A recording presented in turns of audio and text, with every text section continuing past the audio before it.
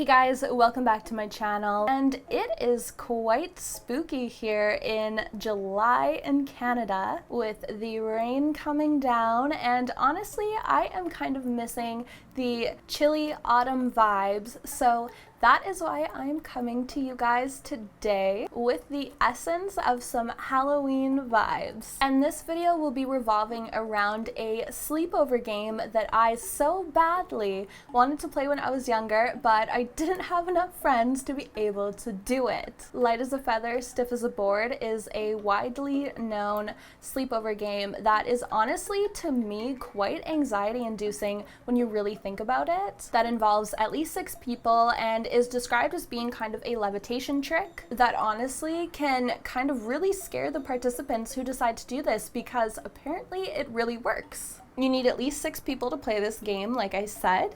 1 person lying on the floor, who's going to be the person lifted, who crosses their arms over their chest like they're dead. Then the other 5 position themselves around the person on the floor, placing 2 fingers underneath the person in various locations, such as the shoulders, the back, and behind the knees.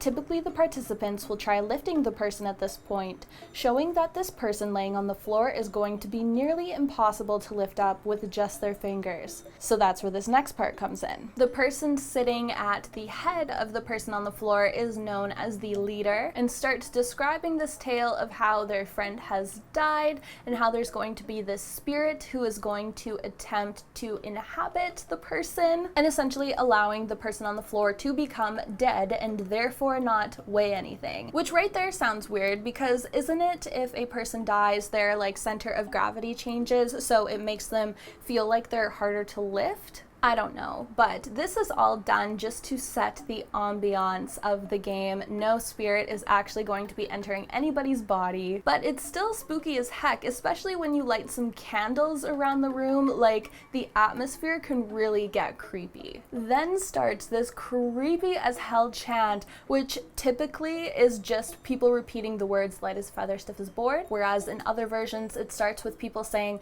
she's looking ill, followed by she's looking worse. Then she is dying. Then finally, she is dead, which is terrifying.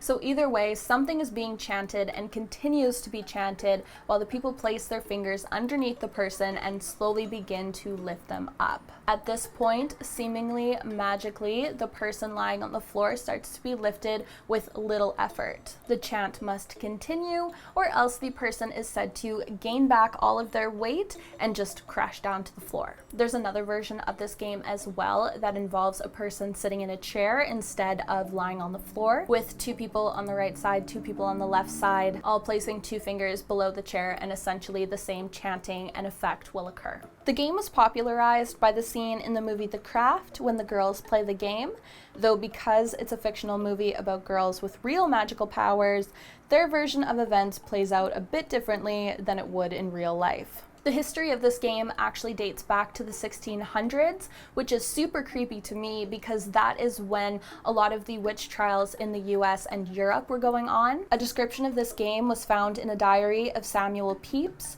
who was a British naval administrator and MP. According to his entry, his friend Mr. Brisbane had witnessed 4 young girls playing the same game in Bordeaux, France. He wrote that his friend saw that the girls were all kneeling on one knee and began whispering to each other one by one.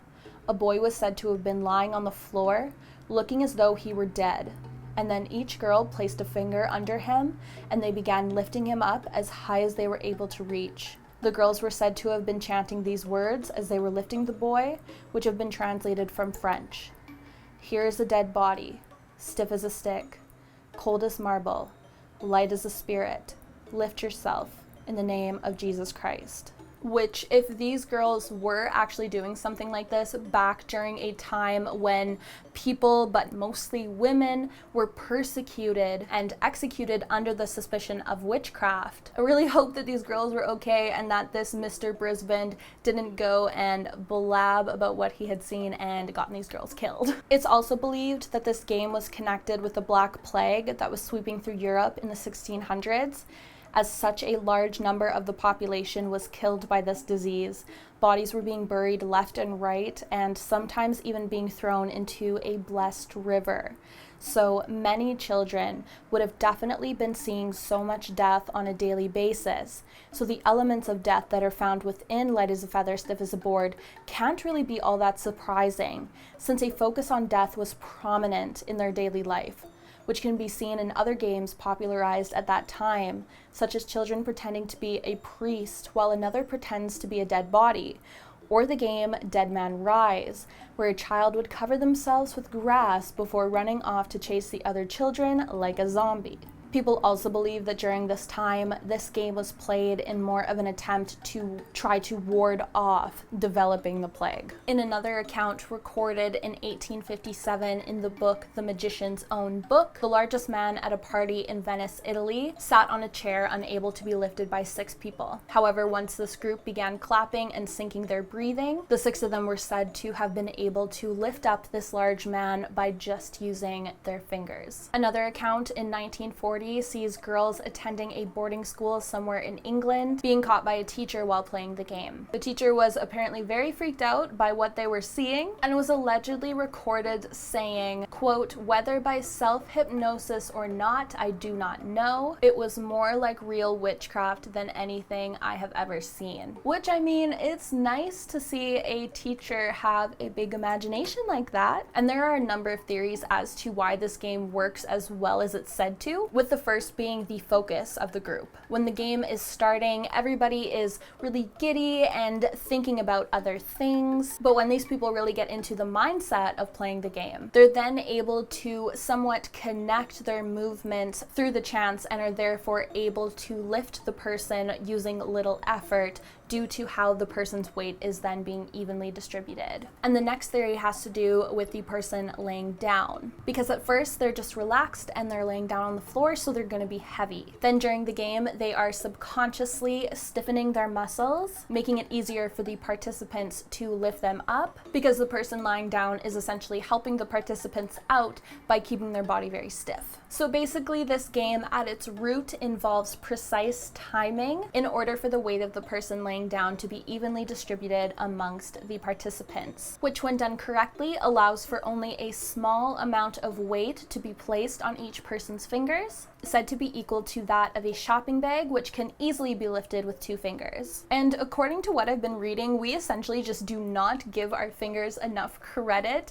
in terms of how strong they are, and that this all really comes down to just teamwork and physics. It's people working together to achieve a common goal. I wouldn't be surprised if somewhere at a workplace team building seminar they were playing this game instead of the trust fall. When stage magicians perform this trick, sometimes they will lift the person out of sync, which won't allow the lift to work, as kind of a misdirection before actually all lifting at the same time and it looking really cool and real. I know some of you will have played this game when you were younger, and if you have, you may remember having been able to lift your friend very high up in the air for a long period of time, when in actuality these memories tend to be exaggerated due to the sheer thrill of the whole experience, and most likely you only lifted up the person for a couple seconds. And then there are of course the scarier theories where people believe a spirit really did enter the body of the person lying down,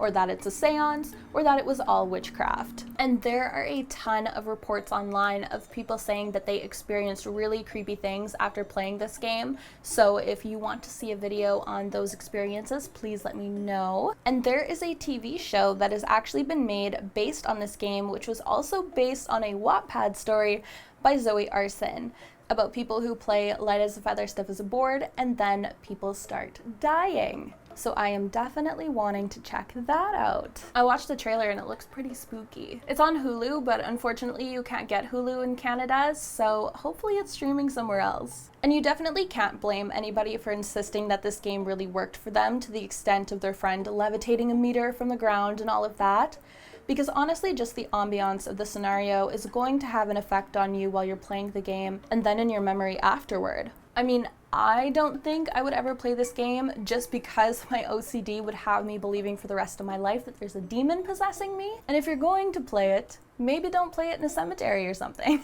But I mean, the candlelight, pretending your friend is dead, chanting some weird lines like you're in the middle of a horror movie, it totally could make you feel like you're experiencing something a little bit supernatural. It's like watching a scary movie. You get into the thrill of it, you want to be scared, it's fun to be scared sometimes, so I think there's nothing wrong with that. And I think that light as a feather, stiff as a board is a lot less harmful and a lot less terrifying than a lot of the other sleepover games you can play, like Bloody Mary. So there are definitely worse slumber party games that can be played. And that is it for today's video. I hope you enjoyed hearing about this spooky game / urban legend. Please let me know if you guys have ever played this game and if it's worked for you. And with that, thank you guys so much for watching, and I will see you in the next video.